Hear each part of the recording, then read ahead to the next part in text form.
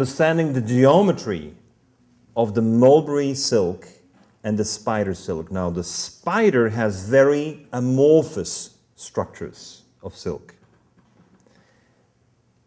And the mulberry has very crystalline. And so the scientists have developed this little machine, made in Germany, produced by Fritz Vollrath. And this little machine processes exactly the way the spider does it. Only using pressure and humidity control. So water is the solvent. That's a nice principle. I like that idea. Water is the solvent. Because sulfuric acid is our standard on the market. So when nature uses water, this machine also uses water. And now it is possible to reconvert mulberry silk into spider silk that's stronger than titanium, solely by using pressure and water content. Sounds like physics? Sounds like simple chemistry? But pressure is what controls it. Now, silk is an extremely interesting product, and the company in the United Kingdom, established by Fritz Vollrath and his colleagues, already has 4 products on the market.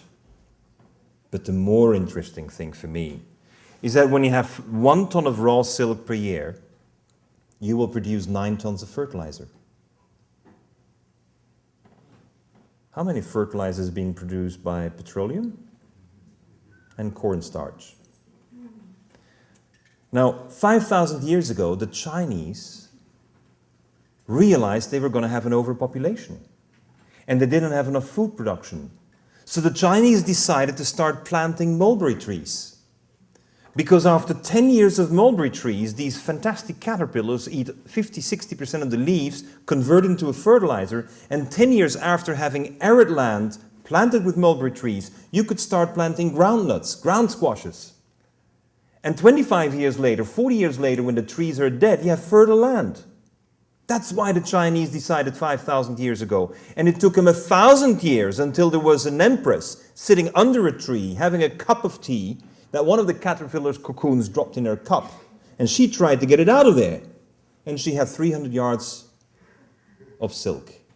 And the silk industry was born 1,000 years after mulberry trees were planted.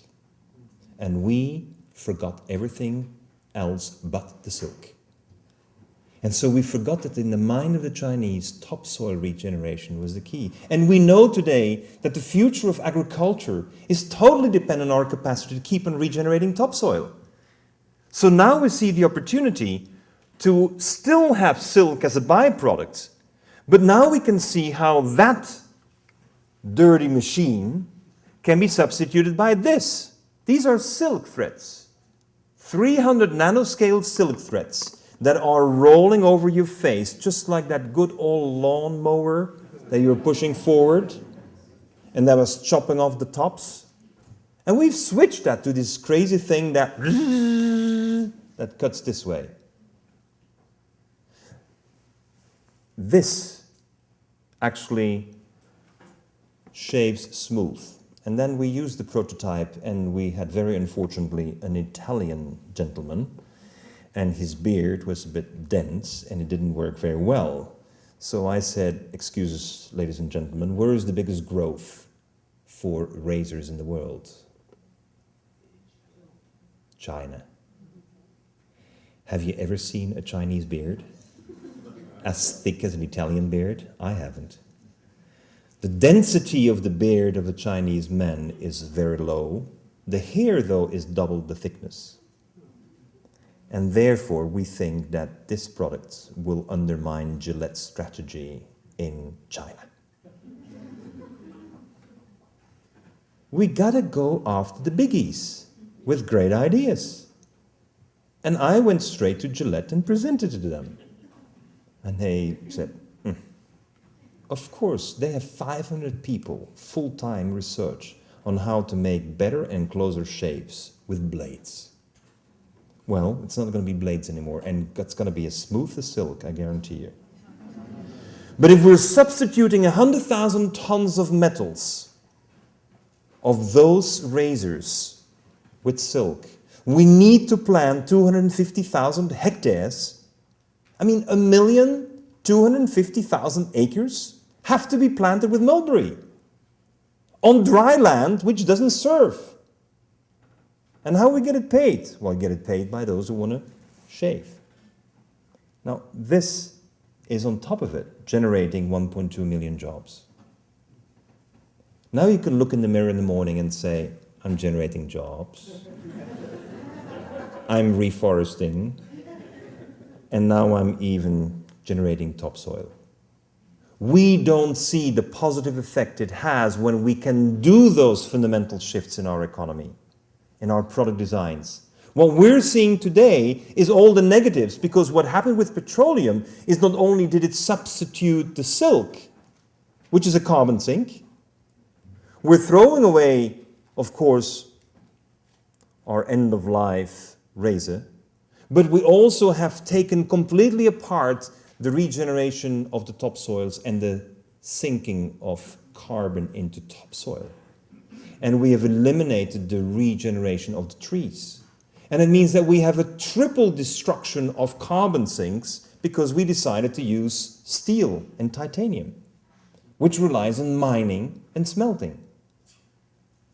And this is really what the blue economy is all about. I don't want to hear about Procter & Gamble saying that they are saving energy on making the titanium. I wonder how you can save energy.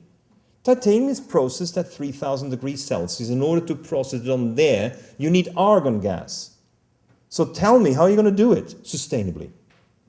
With less energy? Maybe with less energy, but sustainably. Generating multiple benefits, not only payments of dividends and big checks to your bosses. We are in need of a system that is regenerating the way ecosystems regenerate. And that razor can do it. Polymers with drops in soil. Rethinking buildings. Health is the most important thing we have to focus on, not energy. What's the pH of this room? It's certainly lower than 4. Now, have you not been reading about acidification of oceans, acidifications? Our body, what pH our body should have? We should be alkaline. We should be like the oceans are, because life comes from the ocean. Now, what we have done is we have converted buildings into sources of acidity. And therefore, we need to think again. Why does a zebra have black and white stripes? Think physics. Black gets hot. Hot air rises. Pressure lower. White reflects. Therefore, it's cooler. Therefore, higher air density. High density, low density, wind. It's the best air conditioning system ever invented. Black and white. Our logic is white. No. That's the human brain, and it's learning slowly and steadily how to behave in this ecosystem called the Earth. But white is not the solution, black and white. Differential of colors is a solution. The zebra is capable of decreasing the surface temperature with 9 degrees Celsius. What is our solution? We use insulation inside the building. The zebra takes the heat off outside the building. That's smart. And I'm not against insulation. I'm just saying that the zebra was looking for a more easy solution, a solution that is based on the laws of physics, and for which it doesn't need chemistry. And the chemistry we're using is polyurethane with greenhouse gases. To save energy, excuse me. Well, where's that logic?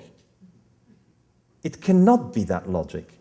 And so here is the first building that I designed with Anders Nyquist for Daiwa House, which is the largest home builder in the world, Fortune 500 International number 327. And they said, I'll challenge you. And we did this building. It's an office building for 150 people, where we've been monitoring for 3 years the results of the black and white. We have a decrease of temperature of 5 degrees. We're not as smart as the zebras. The zebras outsmart us. But we have 5 degrees Celsius reduction without the need for any insulation, using the laws of physics. This is a famous one, but you've never seen this building. The termites